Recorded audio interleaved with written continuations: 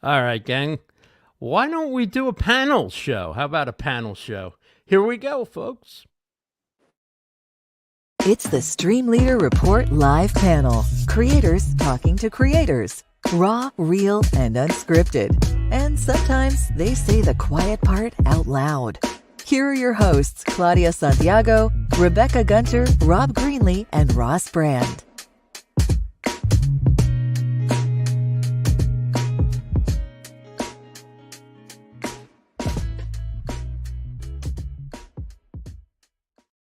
All right, gang. We got some hot topics today. Welcome to the StreamLeader Report Live Panel. It's our second edition. We are, of course, live on YouTube. We'll be distributing this as a podcast as well, and you can find it on demand on YouTube in the coming days. But we're so glad you're here joining us live. I'm Ross Brand.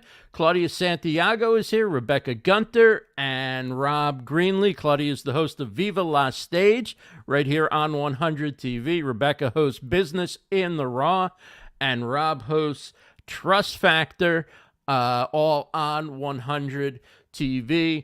And as I said, this is the StreamLeader Report Live Panel every Thursday, 1:30 p.m. Eastern. And we've got 4 hot stories this week. Before we do that, any reactions that you got to last week's panel or the topics? Anybody have any thoughts on maybe what you heard about last week's events? Well, I heard too much updates on that. I believe people were on the edge of their virtual seats. Yes. Back here today. Your intuition tells you. I think everybody's wanting to hear about the Twitter debate over Elon Musk, right? That's the big thing on the show this week, right?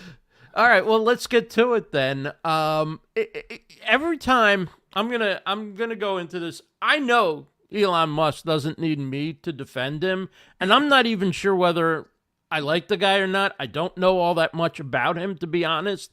But what I do know is that every time I look at the American media, and particularly the tech media, there's this sneering condescension toward the guy. Now, I know all the other tech CEOs and tech platforms are perfect. They make no mistakes. They never treat anybody wrong. Their business is ethical. They protect everyone's privacy. But whenever it's Elon Musk, there is this sneering negativity, and the smallest things that he's done wrong are pointed out over and over again. Now, all I know is my experience as a Twitter user. Twitter is better since he took over. Right. There's more free speech. The bots are getting cleaned out. Verification's no longer an elitist thing. Anybody can get verified who wants to. You can put a full-featured movie up to 2 hours on the platform.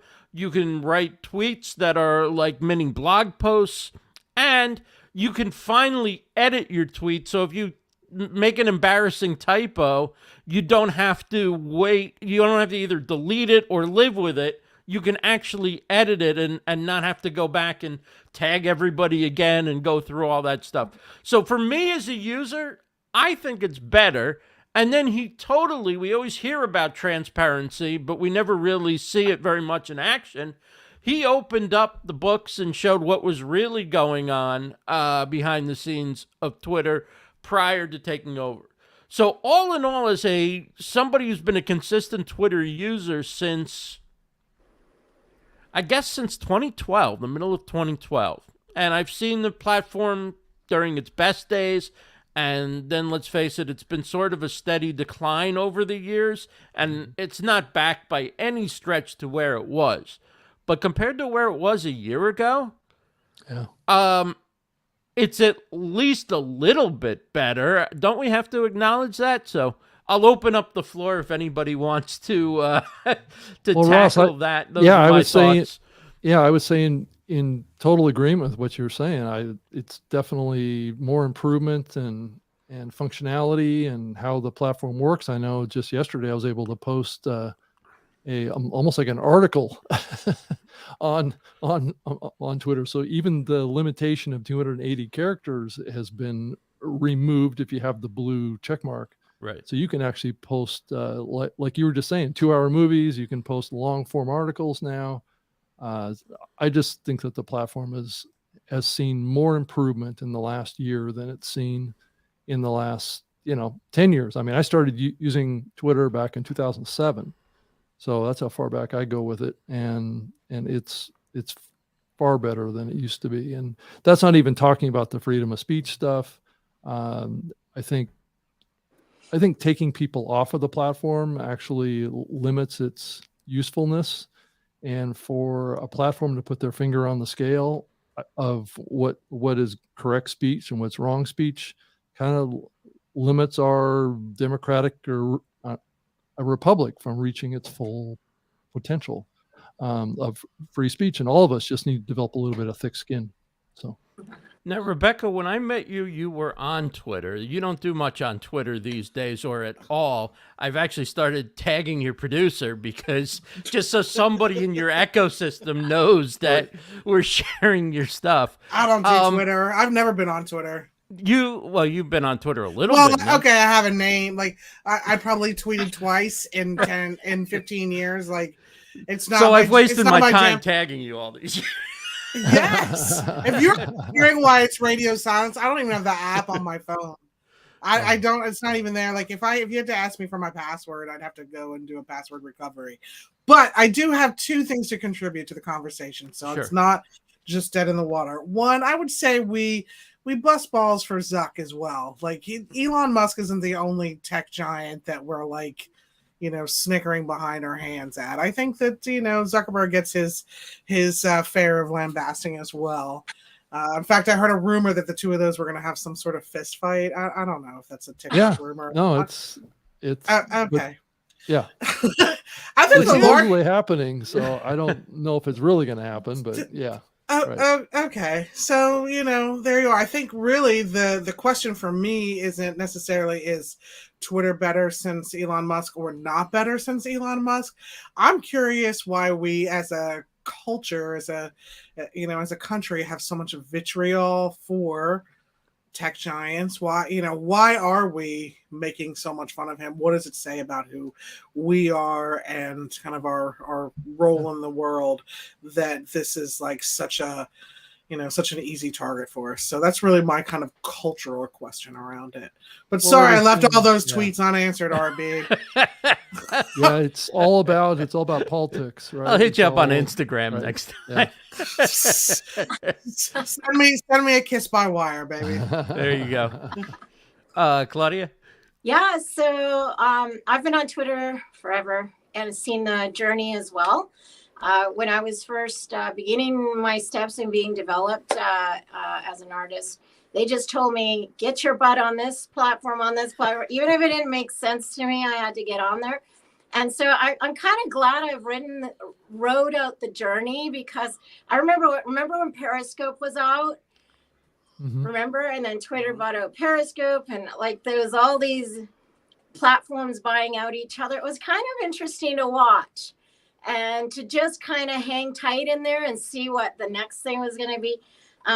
So this morning I went on Twitter and I had to go do an edit. I don't know if you've tried that today, you guys, but they changed the platform. Now you can only make an edit if you're Twitter blue. Right. That, and you have up to 60 minutes to make an edit. Right. Yeah. My other thing that contributed is this. I was listening to Elon talk. I kind of took a bit of time to hear him out a little bit. And he said, my vision for Twitter is for it to be a cybernetic collective mind for humanity. Elon Musk. Yeah. Isn't that what we're doing here?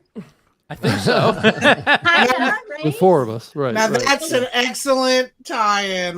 That's well done. Well Very played. well done. Right? Yeah. We're cybernetic. Right.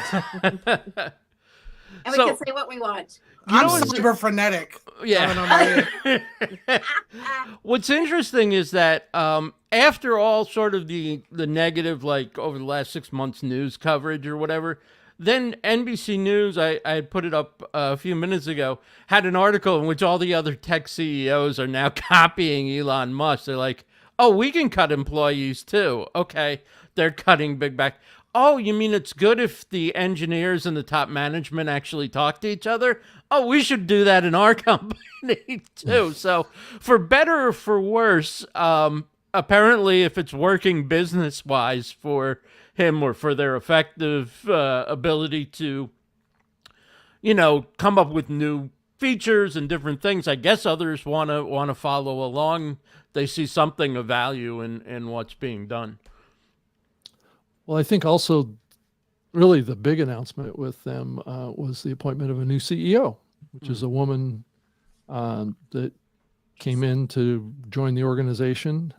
So she's from, I believe, the NBC Universal company and has spent her whole career building that company around the advertising model. So that's the core revenue model for Twitter today is advertising. So that appointment should really help solidify Twitter as a platform and also an advertising platform too. So, which will keep it alive, because from what I can tell, it was kind of potentially dying pretty fast. They were overspending. They had too much staff. They were just spending money like drunk sailors, and their financials weren't in very good shape. Here's the question. Before we wrap up this topic, journalists are very active on Twitter. They're constantly tweeting. Their view of the world is shaped to some degree through the feedback they get to their tweets, from their arguments with fellow journalists, from what the political campaigns and other newsmakers put on Twitter. It's also big in terms of sports with breaking trades and rumors and things like that. Live events, live coverage, people tweeting during big social TV kind of moments and so forth. What is the actual value to the average person on Twitter in terms of their business if they're a creator, but they're not involved with topics relating to breaking news? Is there still value in Twitter, or is it basically outside of those few areas? Is it basically bots talking to bots or automated postings going out to the ether and not much happening? What do you guys think? Is it a productive platform that we should be active on, or is it a platform that maybe, unless you're in one of the specific industries, doesn't have that much to offer anymore? I don't know who wants to take that. Claudia, Please take how about somebody who's actually on Twitter? Claudia, we just do this New York style. You listen until you have something to say, and you just jump in and cut somebody off and go ahead. You don't have to raise your hand. I mean, I can't speak for all industries, but one thing I find is cool is it's people to people too. Like if you're really wanting to get with the people, Twitter's amazing. Honestly, like if I'm traveling or even in my own city, if there's like a tornado warning or something coming down the pike, I'll hear about it first on Twitter because the people are tweeting and they're hashtagging whatever, Alberta storms or whatever. It's very quick. I mean, Twitter will cook compared to any other platform when it comes to the people having their voice and doing that kind of thing. I follow, it sounds kind of weird, but I follow an FBI agent who's retired and she's amazing. And sometimes she's tweeting her facts on a case and then the people are commenting on it. It's really insightful. Honestly, it's better than reality TV. It's really cool. Like you hear from the people, and I love that because my brand and what I do has to connect with the people. So I love hearing from them. Yeah. I just want to add that that's what I love about TikTok, which I've heard people describe as video Twitter. So I'd love to know if you guys agree that TikTok is akin to video Twitter. I don't know. I think it's completely different medium. It's mostly all video, but yeah, but with the same, to Claudia's point of like instantaneously connected micro communities and global and national dialogue happening, and rapid fire and response, and that the this is a place to learn versus being marketed to, like I feel like Facebook is just like very one-way street where, for me, my medium being TikTok, not that I'm on it, but that I engage with it, is like that real-time community conversation so fast. And that's what I think Claudia is nodding to as well. So curious what you guys think about that. Yeah, I agree. Don't spend enough time on TikTok. If there was a big emergency event or whatever, like Claudia was talking about, my notifications probably wouldn't be on TikTok, and I wouldn't find out about it. So I don't use it that way, but I can totally see how people might. But I think it's a little more of an entertainment platform than a conversational platform. But I don't again, know what side of TikTok you're on, but that's my experience with it. It's just yeah. You're watching quick videos, where Twitter, you're reading and interacting more, but maybe you're not. I don't know. And maybe you are on TikTok. Maybe it's just how I use it. Yeah, I mean, I think it really depends on like what side of TikTok you're on, but certainly for me, there's generally, a talking head and then people stitching and duetting and responding to that in real time. So interesting. I'm going to have to hang out with you and see how the cool kids use Twitter. I mean, not Twitter, TikTok. I'm obsessed with it. It's an anthropologist's wet dream, in my opinion, because it's first-person accounts. Like your hot flash when Ross shows up. Sorry, I had to bring that up. Reference to last week, I guess. Okay, so can I throw something else out? Like on TikTok, it's video. Twitter, how do we know that Elon's account isn't AI? How do we know my account's not AI? Oh, whereas the trust factor. There we go. Trust factor. But how long until we can't distinguish AI video from the real thing? Yeah, that's a very good question. I think that could be something that we have to have our filters on somehow. I don't know how we're going to tell, but yeah, it's a good question. But as far as Twitter goes, yeah, I think it's a good platform for anyone. Just like anything else, your experience in the platform varies dramatically based on the scale that you have of followers in the platform.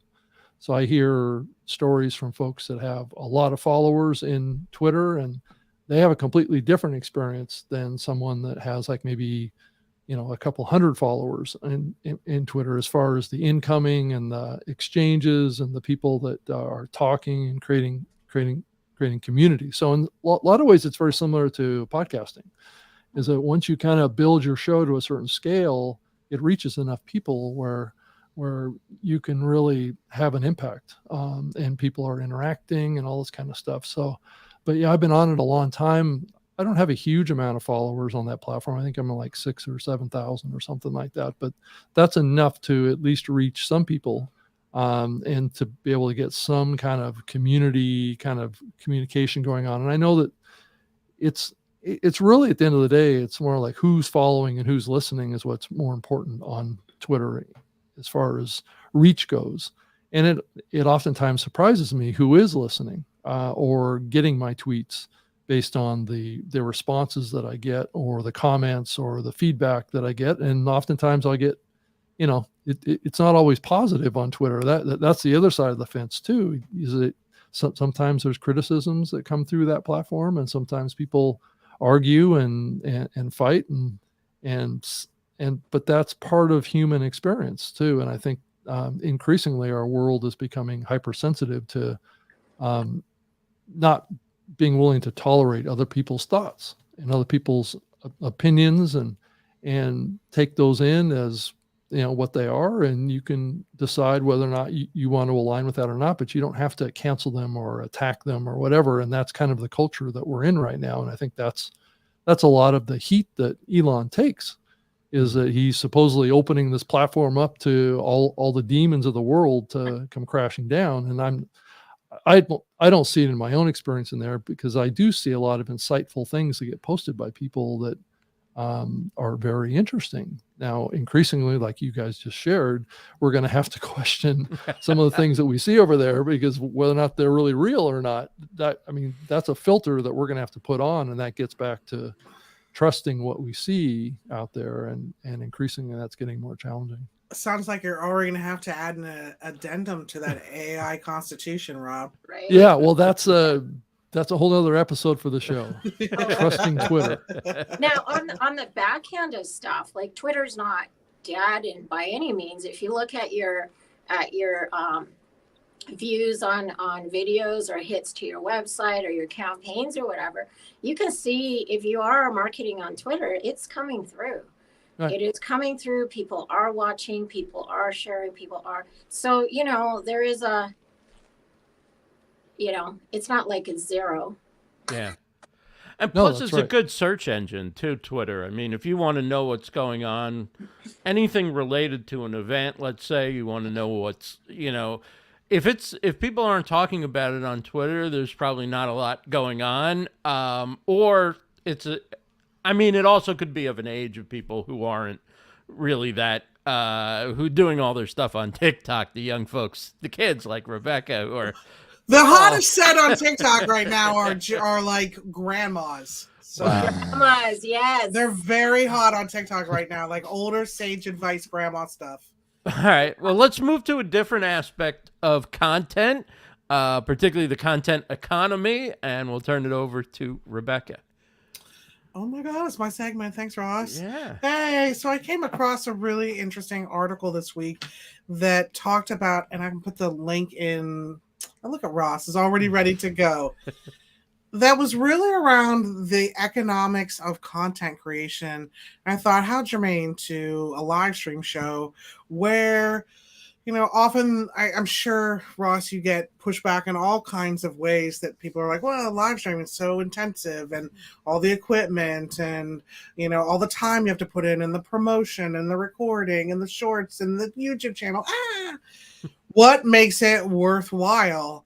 And I think it's, measuring ROI from social media is like, watching sand drip through your fingers a little bit, because who knows what in marketing is actually making the conversion. I think it's like death by 1,000 cuts, but for good.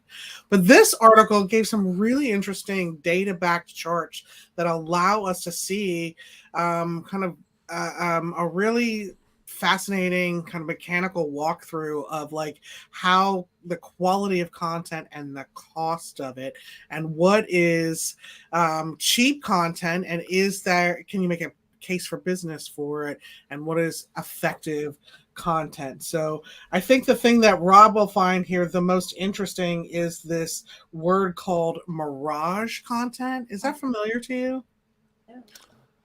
Well, I know what the concept means, that it's not exactly what it seems to be. Yeah, content that is real but has no value for the reader and no consequence for the author. So I thought that was a very interesting concept. So without belaboring or recapping what we saw there, that the cheap content, and when we mean cheap, meaning it's just not a lot of cost to making it, whether it's like listicles or, tear downs or recaps, there's not a lot of cost to the intensive labor to produce it, but is it a good long game for business? ?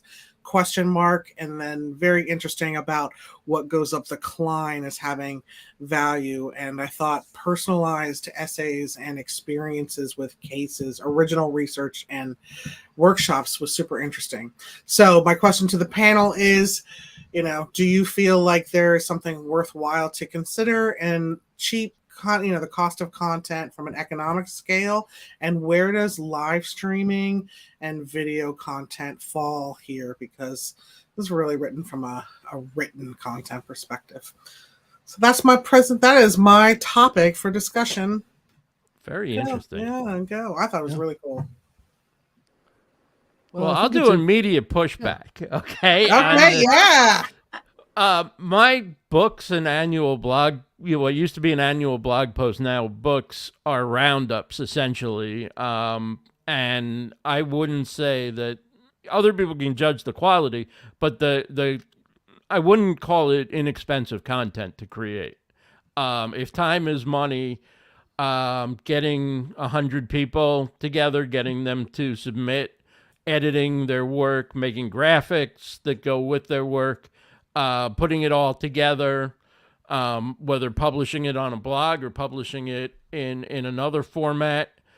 It's a lot of work. It's a lot of time. It would be far easier for me to write an essay from personal experience.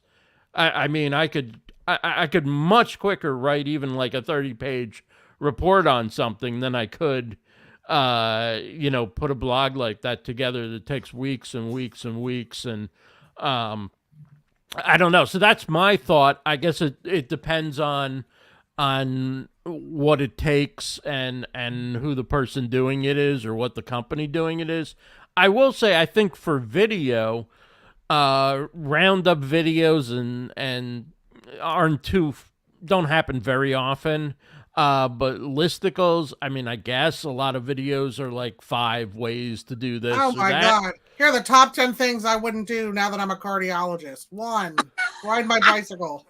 Right. But some of them are also educational and some of them can include research. A lot of them can be rather substantive, and some aren't. I mean, so I don't know. I think it depends on the person doing it and what they put into it. I mean, there's badly written research articles that have little value too. So I don't know. I guess I think it's more on who's doing it, what their intention is, what they load the value in it as far as, but obviously doing original research, that's going to take time and probably cost money. Well, some might argue that you're doing original research with the predictions because you're getting first person market, that is true. Account. So maybe we could say, I'm not saying your example doesn't fit this, or it's awesome. I love hearing your take on it. But of course you're taking it to the nth degree by publishing it. And, right. That's just a testament to how you take on a project. I mean, I guess if I did like the top five experts say whatever, I could do a quick and make a video out of it, get 30 seconds from everybody, and the turnaround would be quick. And I guess the reason why these things are effective is then you can tag the people on social and have it go out to more people. Yeah, indeed. Yeah, I think that kind of content has a strong network effect that is different than just writing a normal book. Right. Or so. Well, boy, if only we're building a network. Yeah, right. User-generated content. Yeah, interesting. Claudia?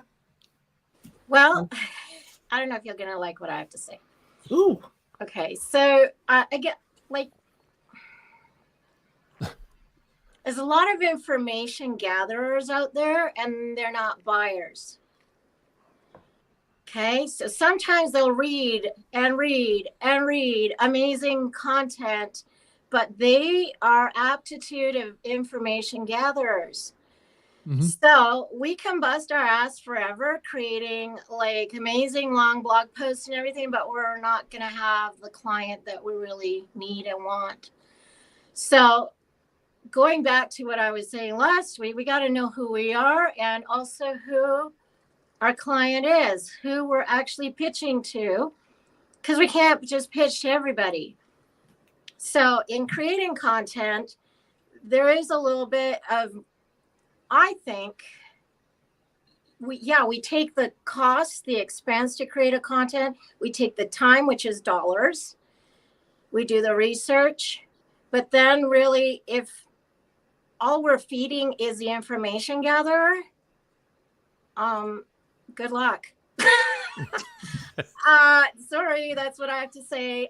So what I would just, where I come from and how I try to help other people is get to know who you are. Know who you are and what you're offering and who you're offering to, and create that content. And sometimes it might be quicker content than others. Like I'll just say for this show, for 100 TV, my show, Viva La Stage, is a lot more involved than I ever thought it would be. And it's high quality content. It's very costly because there's licenses up the yin yang. And they're not cheap. So is it expensive quality content? Yeah, it is.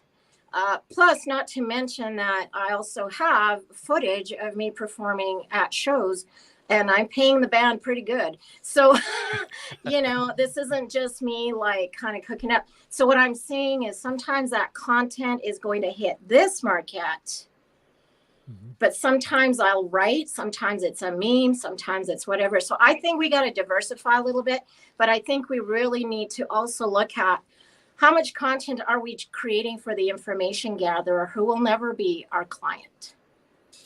Well, you hit me right where I live, Claudia, about positioning. Yeah. Who are your people? What do they need? Who are you? What do you deliver? And why are you special, different, or the one? Right. If you've unpositioned your content, it could be for anybody. So that's right where I live. I stand for you. Right. Are you writing for thought leadership, or are you writing for people who may need your help with a service? And that's like two totally different audiences. Right. And at what point do you stop the enabling and go, okay, everybody, piss or get off the pot. Like, we need you to get from this point to this point. And that's what I say to my coaching clients. It's like, you know what? Okay, we've given you the information. You've read everything now. Okay, now you're going to take that step to the next phase. And this is your deadline. So that's just how I think. And as an entertainer, it's a different ambient, but some of the principles still apply. They still apply. This is my 2 cents. That was a good gulp, by the way. I like that. Anything else on this? Anything else on this topic? Yeah, I think creating content is a complicated equation to solve and manage, and we all have our kind of unique approaches to it, and that's what makes it interesting. But increasingly, larger amounts of people are becoming content creators. When I started doing my radio show back in 1999, there weren't that many content providers or content creators at that time. So being on the radio was really my only option. So it was one of those things where what I've seen happen over the many years, as this network as an example of, is just the increasing numbers of people that are wanting to be content creators and wanting to express themselves and how they may express themselves in the real world, but want to do it online. And that's a little bit of a different situation, with what Claudia does. Claudia does a lot of things in person, I'm assuming, but you're also wanting to extend yourself on the online space. And I think increasingly that's what we've seen happen over the last, 20 years or so is people have taken what skills they have and what their passions are and brought them to the internet. And I think we've seen it happen in the podcasting industry too. Back when I first started podcasting, there was like maybe 2 or 3 or 4,000 podcasts out there. And now there's been over 4 million that have been published. So that tells you kind of how many people have jumped into being content creators and have not seen the value, or life got in the way, or they changed jobs. I know I pod faded 3 or 4 times myself because I changed jobs because I was doing podcasts for the company I was working for. But it's just, it's a normal part of life now. People are creating content, but there's still a lot of people out there that will never be content creators. And I agree with you. There's consumers and there's creators. And typically that used to be an 80-20 rule where only 20% of the community is creating all the content. And that 80% is the consuming side of the content. And I think that 20% is actually getting smaller and smaller. So I think we're seeing that narrowing down, and we're seeing it happen in the podcasting industry right now. There's only like 2,000 podcasts that are active right now out of the 4 million, or 200,000. 200, yeah, like 230,000 or something released an episode. It's actually less last than week. that. Actually, I think it's like down to 205,000. Wow. So, Crazy. Wow. yeah. So, the competition out there, at least in the podcasting space, is not as much as it used to be. Just like a year ago, it was like 500,000 active shows.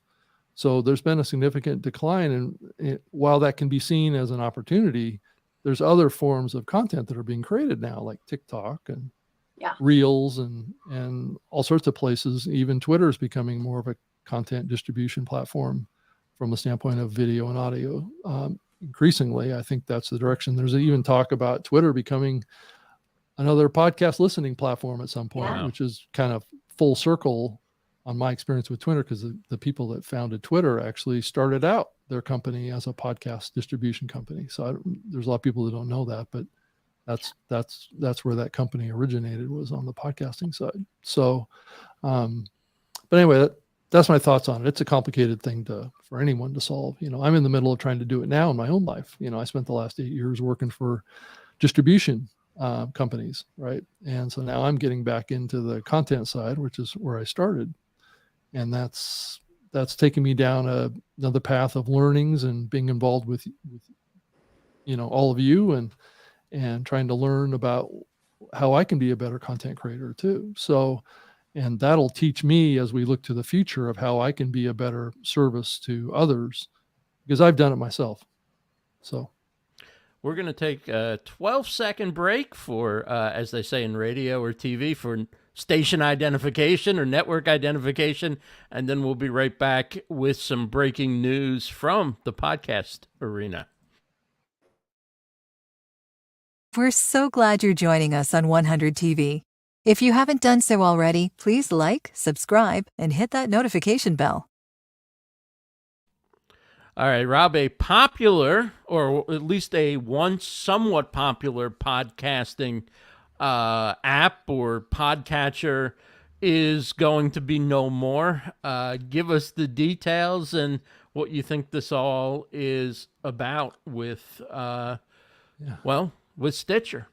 Yeah, well, Stitcher was one of the early podcast listening apps. It actually used to be called Stitcher Radio. So it was founded in like the 2007 timeframe. I actually almost went to work with them back in 2007, help build the company. I chose to go to Microsoft and instead. So I have a history with these folks, but they had one of the original podcast listening platforms. So it started a long time ago, and they've been sold many times over the last 15, 18 years. And I guess they reached the end of the line here this week, as Sirius XM made the decision to close them down. Now, granted, Stitcher was acquired by Sirius XM, a few years back with a merger with them and what was called Midroll, which was an advertising sales platform for podcasting. And so SiriusXM wanted to get into podcasting, so they acquired the app. I think they got it, the whole package with Midroll and everything, for $325 million. So it was a pretty decent deal. But it's closing down, and there's a lot of people in the industry that are thinking that this is kind of like a bellwether sign that podcasting is in decline somehow. But I would push back on that and just say this was a very unique situation. SiriusXM has 3 properties. They have Pandora, SiriusXM, and Stitcher as consumption platforms. And big media companies typically don't maintain competing platforms for very long. They usually consolidate them. It saves a lot of money. It saves resources. So a lot of those podcasts that were in Stitcher are going to be moved into SiriusXM. The websites that were presented for the podcasters will be available in Pandora, off Pandora.com. So they're in the middle of trying to merge these. And who knows, Pandora may actually wind up merging into SiriusXM if you looked in the long term. So we'll have to see how this plays out, but I wouldn't read too much into it as far as its impact on the podcasting space. The podcasting space is still strong. Listenership is way up, continues to go up. Now the advertising market's a little soft, but that's just an economic fluctuation. So it's just an interesting development as you think about kind of the OGs of podcasting, and this company had strong roots going way back in the medium, and it's sad to see them go. What do you recommend for podcasters, or what do you think the outcome will be for podcasters who have one or more podcasts on Stitcher?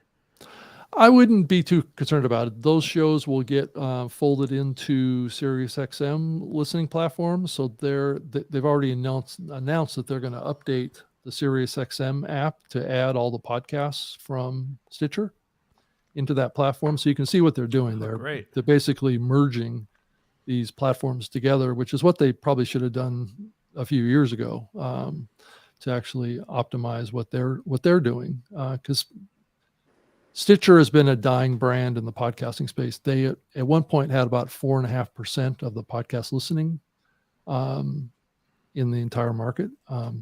Now they're down to like 0.3%. So they're like a third of a 1%. So they've been in a state of decline for many years, especially as Spotify has ramped up their efforts in podcasting and has captured a lot of those listeners. And then there's been other apps too that have captured listeners from Stitcher as well. So I'm not surprised by this, and it's sad to see, but it's okay. So the great Michael Kinney from Pushing Pixels, easy for me to say, says podcasting with a video component seems to be the way to grow these days. Can promote with clips on TikTok, Reels, Shorts, and so forth. Or on YouTube. Right? On YouTube. I mean, now you can put a full podcast on YouTube and call it a podcast, apparently, as long as the podcast police don't pull you over. Well, you can do that now with Spotify too, or That's at least right. you will be able to do it soon. And I think you can upload episodes to Twitter now too. That's what we're seeing Tucker Carlson do, and he's doing quite well over there with that. What's interesting about video podcasting, because you hear about the traditional video podcasting.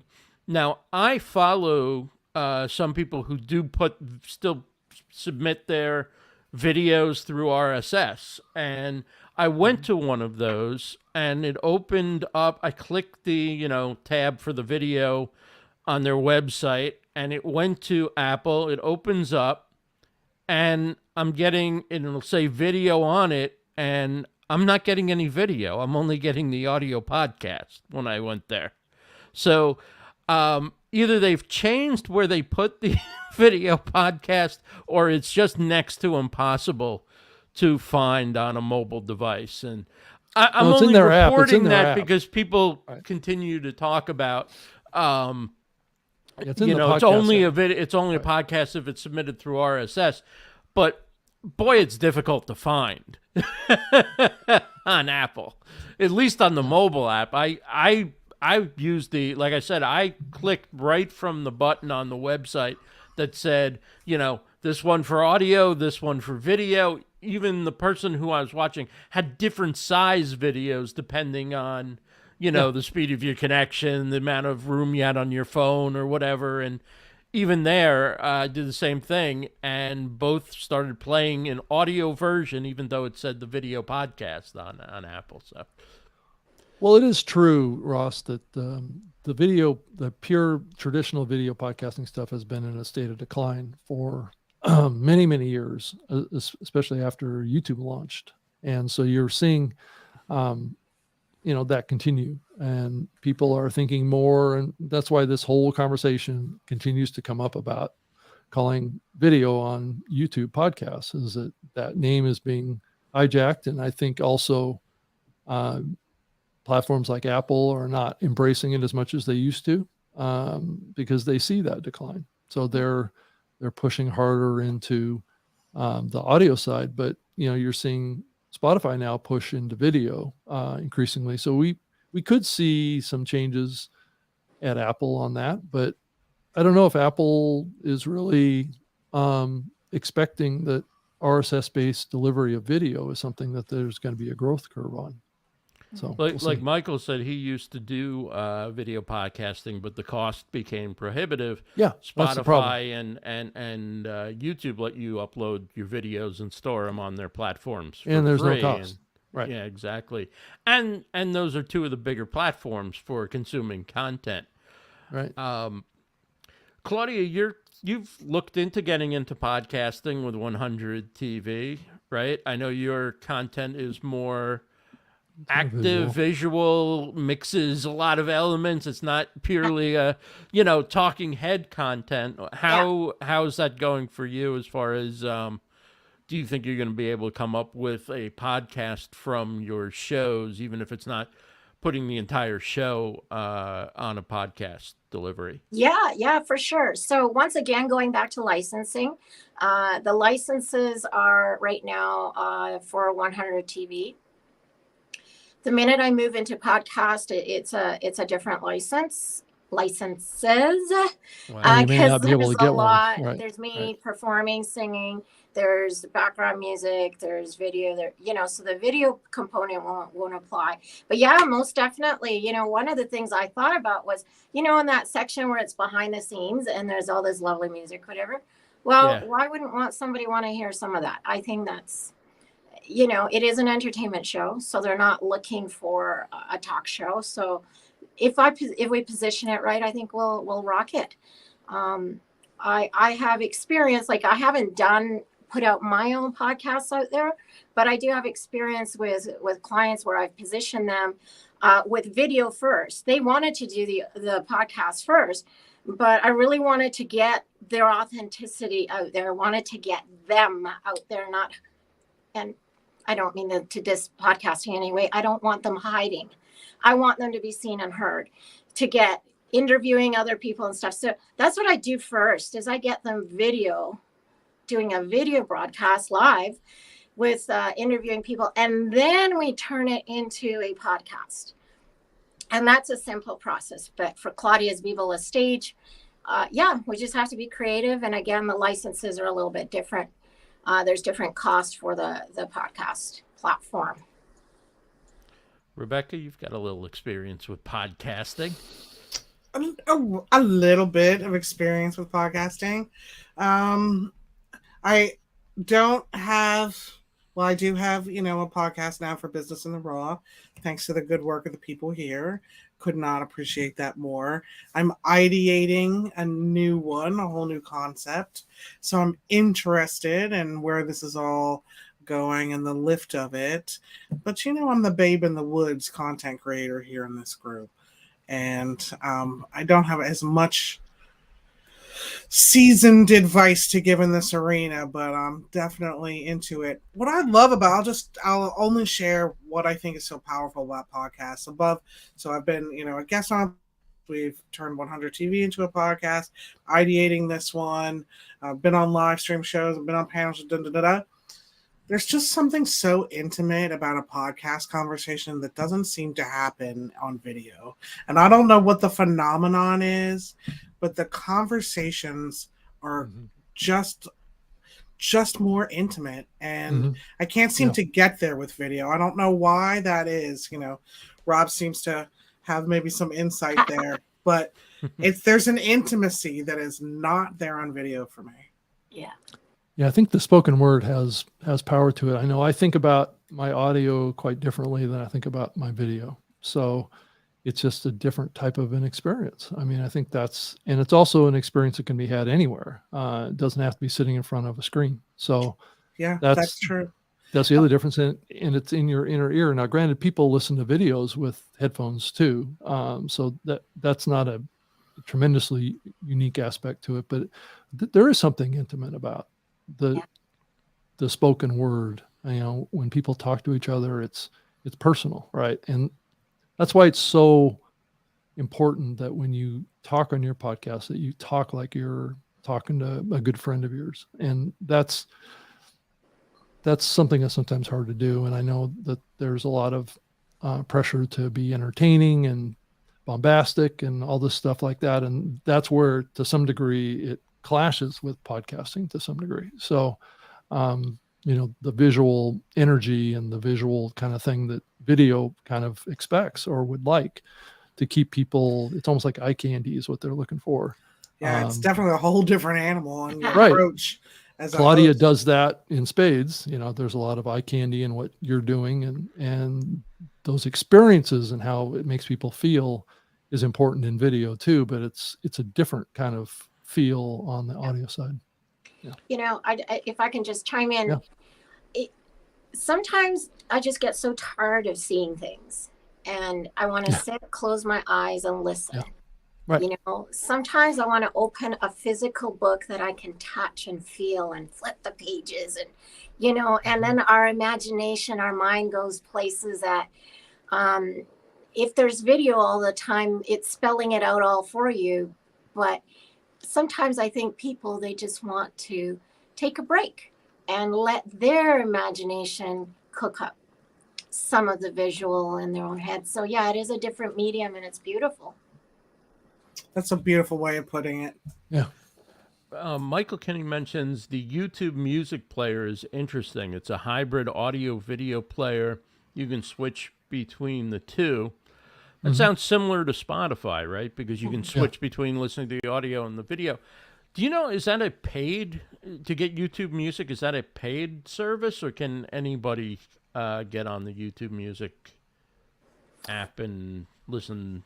I'm not sure. That's a good question. I'm not sure. I mean, I'm a premium subscriber to YouTube, and I do know I can get access to it. But I'm not sure if I wasn't a premium subscriber, if I would be able to. I'm not sure on that. I know on the music side, the distribution company that distributes will take us into that area. I know when I did a couple, I did maybe 3 or 4 or 5, I don't know, audio only podcasts last year. And I found there was a difference. When I was doing audio only, I found myself being more personal, opening up a little bit more, sharing my opinions more than I would, because it is like having that conversation with a friend and not having to worry about whether I'm looking in the camera. And, you know, not that I'm always looking in the camera anyway. I have a tendency to look down when I talk or look away when I'm doing this kind of stuff. But I do think that there was something about audio only in doing, I don't know, like a 10 to 20 minute podcast that was very personal, storytelling, sharing experiences, and yet having sort of a theme about it that's different. Now, I do turn on the video camera just to record so I can use the video for clips like Michael was talking about, but it's totally different than when you're live on video, when you know you only have to use a little bit of that video. Even if I end up at the end putting the entire video out there, it's still a different feeling when you know you don't have to use the video and you can really get in your mind. But I think it's good. I think creators should do that from time to time. Switch off the video and work on storytelling, because a lot of people are listening to us more than they're watching. They're in other browsers, they're working, or, you know, they are listening to the podcast, which is really a simulcast of the video. So I think there is something to be said for the skill set that comes out of doing audio only, and then you come to video, and people who have that little bit of extra tend to shine, I think, on video. From your lips to God's ears. All right, well, I think we should go to Claudia. Very serious issue. She wants to talk about the Titan implosion. Claudia, tell us about that. All right. Maybe can I start with a question for all of you first? Sure. How did you feel when you heard about this? When you first heard about it, what was your very first feeling or thought? Ross. I didn't follow it really, and then I heard about the people were lost, I guess, and then the implosion, and I mean, I was horrified, obviously, for them, and terribly sad. I guess also a little bit of not understanding what they were doing and what this is about, and, you know, I know that they were obviously going very deep in the sea, but I wasn't really sure, and that's all. And Rob, how did you feel, or what was your first instincts? Yeah, I felt it was tragic because I've been kind of an adventurer and explorer in my younger years myself. I used to climb mountains, and I've climbed into volcanoes and things like that. So I can get connected to this from that perspective of the fascination of going down and trying to see the Titanic in person. So these people were willing to risk, because it is risky to go down that deep, 12,000 feet into the ocean. There's extreme water pressures that are put upon any craft that goes down to that depth. So there's always a risk that something could go wrong. So it's just like going up into space, right? So, it's tragic, but people that live their lives on the edge and have experiences that most people don't, I can totally appreciate that. So I just think it was tragic. I don't know about the circumstances of it. I did see some news reports that were showing that they've salvaged some of the wreckage, and they found some of the remains of the 5 passengers that passed away down there. So at least they were able to capture that. And Rebecca. I mean, look, with the exception of the 19-year-old who really didn't want to go, Yeah. I'm like, you all are hoisted by your own petard. That crap. Are you serious? Say what you really feel, girl. Go. Right. I was just kind of an outrageous vehicle, completely unregulated, not safety tested, controlled by a PS4 controller you got on Amazon. You can't open it from the. I just can't imagine somebody being like, "That looks like a great idea. Let's jump in there." So I don't, I kind of maybe unpopular. I don't know if this is a popular opinion or an unpopular opinion, but I'm like, y'all, you walked into the lion's mouth. I don't know. I think Rob makes an interesting aspect to the whole conversation that I hadn't considered before, which is about the kind of risk you take for exploration. Yeah. But other than that, I'm like, seriously, $250,000 for a one-way ticket on this floating tuna can? I don't know. Yeah, it was totally an experimental craft. I mean, it wasn't really all that approved. So no, I mean, I guess the Wright brothers were experimental at some point, but the thing I find the most interesting about it, Claudia, and I don't know if this is direction, is just the national response to it and the vitriol for billionaires, and kind of the whole response to it has been interesting. Kind of like when we started this segment, I was like, why do we all hate Elon Musk so much? What is it that's causing this kind of national response of y'all got what you deserved? And did they get what they deserved? That's that's quite a judgment call. But I mean, I don't know if y'all remember that old Saturday Night Live skit where Bill Murray is on a fake news show talking about why you should never feed a bear with a marshmallow in your mouth like this. And the book was called Mauled. So it just reminds me of that sketch. So slightly less compassionate perspective on my corner of the panel show today. Yeah, and Pushing Pixels has some really cool insights there. So guys, if you're in chat, have a look at that. So I was actually going to bring a whole different topic, but then Ross put in our group, hey, what hot topic do you want to talk about? So for me, at first I was totally confused. There was news coming out from everywhere, Twitter, everywhere, Facebook, and on TV, and everybody had different take on it. Different news. It was totally confusing. And then you got all the people that jumped on board to mock the whole thing. And here people have died. And so that kind of bugged me because, while it was a crazy mission and all that, it's people died. So for me, it was a bit confusing. And so I dug into it a little bit. I don't claim to be an expert in this. I don't know all the facts. In fact, all the stuff's still rolling out. But there it is right there, Ross. Thanks for showing it. could you go to that first slide maybe? And as I dug into it, I didn't realize how deep the Titanic is down there.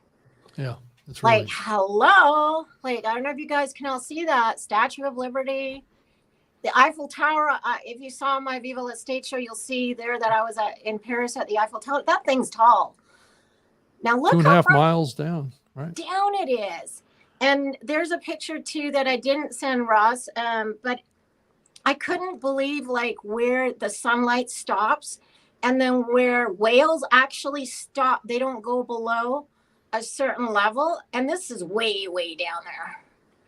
So, I mean, the depth of the ocean is just incredible. And as you go further down, the pressure, and you're right, Rebecca. I mean, we don't know the full on of what that thing was made out of, or whatever, you know, all the investigations are still coming out, but yeah, wow.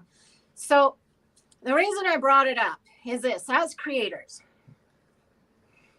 okay, I'm going to turn it around a little bit here. As creators, what we're putting out is like an explosion. We are putting out the energy, the life we have, the knowledge we have, the experience we have. But at what point do creators start to implode? That vessel was empty. It imploded, right, because of pressure. It maybe wasn't made out of the right material. If it was a solid item full of a lot of good solid stuff, could it have imploded? I don't know. I don't know the logistics to that. But I guess I'm turning this whole thing around. What can we learn by this whole thing? As creators, as business owners, what kinds of things would cause implosion versus explosion? Let's go. Inward pressure. What's that? Inward pressure. Inward pressure. Yeah. Explain that a little bit. That pushes beyond our limits. Being able to take pressure, right? If it's external social pressure, if it's negative comments, is it pressure to produce results, to build audience? That's kind of internal pressure, and some people can't handle it, and they, like you say, they kind of implode. And then other people, if you look on the opposite end, the exploding part is ones that explode with energy and audience and growth. So you can bring in some parallels with content creators. Right? Okay, so I'm just going to say this. What if our internal stuff is like a whole bunch of muck? So when we explode, what are we going to explode? Anger? Right. Right? So at the core of us, okay, I'm just going to bring this back down to health for us. At the core of us, what are we made of? What are we made of? Who are we? And what are our strengths and weaknesses? And the areas that are weaknesses, how can we strengthen that? How can we go to the gym and strengthen that so we have a good inner core? Rebecca. Wow, what a powerful analogy. I didn't expect you to go in this direction. No, I'm serious. Like, I thought this is very clever. And, you know, entrepreneurship is like the submersible. Like, we are all getting on with a Lunchable and a bottle of water, ready to sit crisscross applesauce for 6 hours with like 96 hours worth of oxygen and right, like a Bluetooth controller to drive the ship. We don't know. Will it withstand it? We don't know. Can we go to the depths? We don't know what our performance will be like. We don't know how we're going to handle under pressure. And you do just have to kind of take the giant leap or the giant stride, as scuba divers say, into it. So that was really a powerful analogy. And you've given me a lot to think about how we just kind of, pay our $250,000 of desire and vision and just kind of get in with a day pack and hope for the best. So it's a cool exploration. I applaud you for this, how you've turned this topic into something. As entrepreneurs in the entertainment world, as celebrities, things like that, sometimes things can grow real quick, real fast. And when that happens, and especially in entertainment world, sometimes all it takes is a contract and it goes boom, real fast, big stages, big everything. At the core, who are we? And how do we strengthen that inner core? Who's our circle? Who's our inner circle? Do we even have that? Do we have people we can go to? Do we have mentors and coaches we can go to air out our stuff because we need to? It's our health. So for all creators, I just want to encourage you to learn from this whole thing that it went so deep in the water, and the deeper you go, the more pressure there is. Ross, I want to hear from you. Well, I mean, I think it's a very, like everyone says, very powerful analogy. And you look at what happens with a lot of YouTubers. And I think the pressure on YouTubers for whom YouTube becomes their entire business, I think for us, in a way, live streaming, doing a podcast, whether it's a weekly or twice weekly, is a part of our business or an adjunct to our business, but it isn't our entire life revolving around it. And I think what happens with YouTubers is when they take off, they're not really ready a lot of times for the demands of a huge audience and the desire to then make it a full-time business. And then once it becomes a full-time business, to continually having to churn out content, they find themselves depleted and out of energy. And, you know, no matter how much money they make, the one thing they can't outsource is the video creator. That's that part they have to be. It's their genius or their personality or whatever that element is that makes the videos take off. That one thing they cannot outsource. And they don't want to take a break. And it's a constant need to create something new and different and better, or, you know, feed the algorithm or feed the audience or show up at a certain time. And a lot of them find that, you know, they just can't handle it because they find that their energy's completely directed outward and there's nothing to take care of themselves, nothing inward. It's all about the audience and the platform and responding and being on. So, I mean, I think that's the most extreme example, but I mean, I think anybody who creates content or runs a business, it's easy to say, I'll take care of my health tomorrow, or I'll spend more time with a friend tomorrow because, you know, I got to get this done. I got to get this out there. And of course, you know, you can't put off tomorrow forever because tomorrow's going to come and you're either not going to be ready for it or you're not going to have anything left for what's important. RB, ain't it funny that everybody thinks influencers are it's a cushy job? Yeah. No. You know, and this is where the foundational thing is. It's our value isn't on what we do. Yeah, what we do is cool and we rock it out there, but it's who we are. And when we take care of who we are, we're going to really rock it out there. Remember, we're fabulous. If all the platforms shut down, remember, Ross, when Blab shut down, when we were all on that and we were all getting to know each other? Well, and that thing shut down, then what did we do? We scrambled around, and one of the first people, I remember this, Ross, and my hat goes off to you. One of the first people that reached out to me was Ross and said, I'd like to keep us all connected. Could you sign up on this Google spreadsheet? Remember that? And we built community. So as creators, we can't rely so much, you know, on the tech and stuff. The tech is great. The platforms are great. But remember, we have the power of creativity in us to recreate, to turn on a dime when we need to. Entrepreneurs need to do that. And to really know and get people, quality people around us so that we can be real. We can talk things through.